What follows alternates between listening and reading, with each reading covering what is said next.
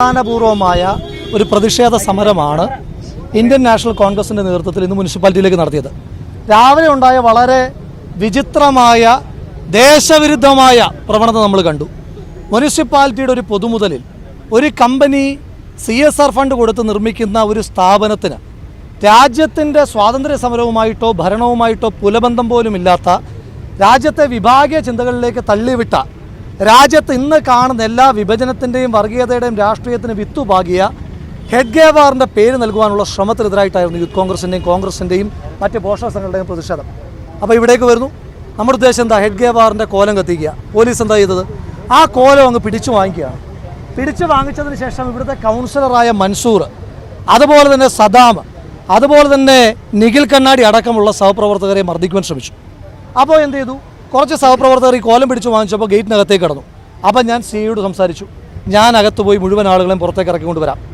ഞാൻ എന്തെങ്കിലും ഒരു സംഘർഷത്തിന് വന്ന ആളല്ലോ. അതിൻ്റെ അടിസ്ഥാനത്തിൽ അകത്തേക്ക് പോയ എന്നെയും യൂത്ത് കോൺഗ്രസ് ജില്ലാ പ്രസിഡൻറ്റും അകത്തേക്ക് പോകുന്നു.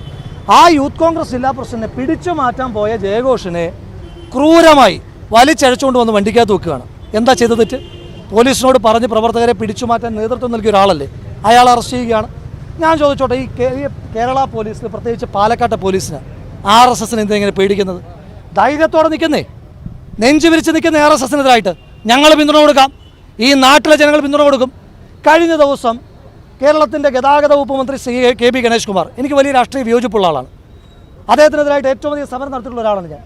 അദ്ദേഹത്തിനെതിരായിട്ട്, സ്ഥലം MP VK ശ്രീകണ്ഠനെതിരായിട്ട്, ഞാൻ അടക്കമുള്ള MLA അടക്കമുള്ള ആളുകൾ ഇരിക്കുന്ന വേദിയിലേക്ക് യാതൊരുവിധമായ മുന്നറിയിപ്പും ഇല്ലാതെ ഒരു മന്ത്രി ഇരിക്കുന്ന വേദിയിലേക്ക് ചാടിക്കടന്നു വന്ന RSSകാരെ പോലീസിന് പ്രശ്നമല്ല. പോലീസുകാരോട് അപമര്യാദയായി പെരുമാറി RSSകാരെ പോലീസ് വിഷയമല്ല. വളരെ സമാധാനപൂർവ്വം RSSനെതിരെ സമരം ചെയ്തു എന്നതിൻ്റെ പേരിൽ മാത്രം, ഒരു RSS നേതാവിൻ്റെ കോലം കത്തിച്ചു എന്നതിൻ്റെ പേരിൽ മാത്രം കേരള പോലീസിന് പൊള്ളുക. ഞാൻ ചോദിച്ചോട്ടെ, RSS നേതാവിനെ കോലം കത്തിക്കുമ്പോൾ കേരള പോലീസിന് എന്താ ഇത്ര പൊള്ളൽ? ആ പൊള്ളലുണ്ടെങ്കിൽ കേരള പോലീസ് കയ്യിൽ വെച്ചിരുന്നാൽ മതി.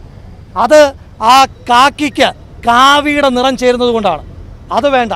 കാക്കി വേറെയാണ്, കാവി വേറെയാണ്, രണ്ടക്ഷരത്തിൻ്റെ വ്യത്യാസം കാണത്തുള്ളൂ. പക്ഷേ അവരുടെ പ്രവൃത്തിയിൽ ഒരുപാട് വ്യത്യാസം ഉണ്ടാകണം.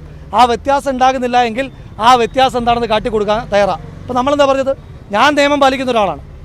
അപ്പോൾ സർക്കിൾ ഇൻസ്പെക്ടർ വരട്ടുകയാണ്, പോലീസ് ഉദ്യോഗസ്ഥർ വരട്ടുകയാണ്, അറസ്റ്റ് ചെയ്യുമെന്ന്. ആരെയും പേടിപ്പിക്കുന്നത്? ഈ കഴിഞ്ഞ ഒരു വർഷം മാത്രം 5 തവണ ജയിലിൽ എന്നെ ഈ സർക്കാർ ഇട്ടു. പേടിച്ചിട്ടില്ല. 5 തവണ എന്നെ ജയിലിലിട്ടു, ഒരു വർഷം മാത്രം. അങ്ങനെയൊന്നും പേടിക്കുന്ന ആളല്ല, അങ്ങനെയൊന്നും പേടിക്കുന്ന പ്രസ്ഥാനമല്ല. ഞങ്ങൾ പറഞ്ഞെന്താ? ജയഘോഷ് നേതൃത്വം കൊടുത്ത ആളാണ് പിടിച്ചു മാറ്റാൻ. അയാളെ കൊണ്ട് പോലീസ് ഇപ്പോൾ ഇവിടുന്ന് പോകില്ല എന്ന് പറഞ്ഞു. ഞങ്ങളത് പാലിച്ചു. അത് ഗുണ്ടായിസല്ല. പോലീസുമായിട്ട് ഞങ്ങൾ ഉണ്ടാക്കിയ ഒരു വാക്കിൻ്റെ പുറത്ത് സമരത്തെ നിയന്ത്രിക്കാൻ പോയ ആളെ അങ്ങനെ അറസ്റ്റ് ചെയ്തുകൊണ്ട് പോകാൻ തീരുമാനിച്ചു കഴിഞ്ഞാൽ അത് ബുദ്ധിമുട്ടുണ്ടാകും. അത്രയേ ഉള്ളൂ. വരും ദിവസങ്ങളിൽ ഞങ്ങൾ പോലീസിനെതിരെ കൂടി സമരം ചെയ്യാൻ ഇപ്പോൾ ആഗ്രഹിക്കുന്നില്ല. ഞങ്ങൾക്കൊരു ഫോക്കസ് ഉണ്ട്. ഇവിടുത്തെ ഈ മുനിസിപ്പാലിറ്റിയെ RSSൻ്റെ കാര്യാലയമാക്കുന്ന BJP നേതൃത്വത്തിനെതിരായിട്ടാണ് ഞങ്ങളുടെ പ്രതിഷേധം. ആ RSSൻ്റെ കാര്യാലയത്തിന് കാവൽ നിൽക്കുന്ന പണി പാലക്കാട്ടെ പോലീസ് എടുക്കണ്ട. ഞങ്ങൾ പറഞ്ഞല്ലോ, സമരം ചെയ്തവരെ നിങ്ങൾക്ക് അറസ്റ്റ് ചെയ്യണോ? അറസ്റ്റ് ചെയ്തോളാൻ പറഞ്ഞു. പക്ഷേ ഞങ്ങളുടെ സഹപ്രവർത്തകനെ വിട്ടുകൊടുക്കില്ല. നിയന്ത്രിക്കാൻ പോയ സഹപ്രവർത്തകനെ അകാരണമായി RSSനെ തൃപ്തിപ്പെടുത്താൻ വേണ്ടി മാത്രം. കഴിഞ്ഞ ദിവസങ്ങളിലൊക്കെ ഇവിടെ യൂത്ത് കോൺഗ്രസിൻ്റെ സമരം ഉണ്ടായിരുന്നു RSSനെതിരായിട്ട്. അതുകൊണ്ടാണ് ജില്ലാ യൂത്ത് കോൺഗ്രസ് കമ്മിറ്റി പ്രസിഡന്റ് ആയതുകൊണ്ട് നോക്കി വെച്ച് അറസ്റ്റ് ചെയ്യുന്നത്. അങ്ങനെ വിട്ടുകൊടുക്കില്ല. അത്രയേ ഉള്ളൂ. അതിനകത്ത് വേറെ ധാരണയൊന്നുമില്ല.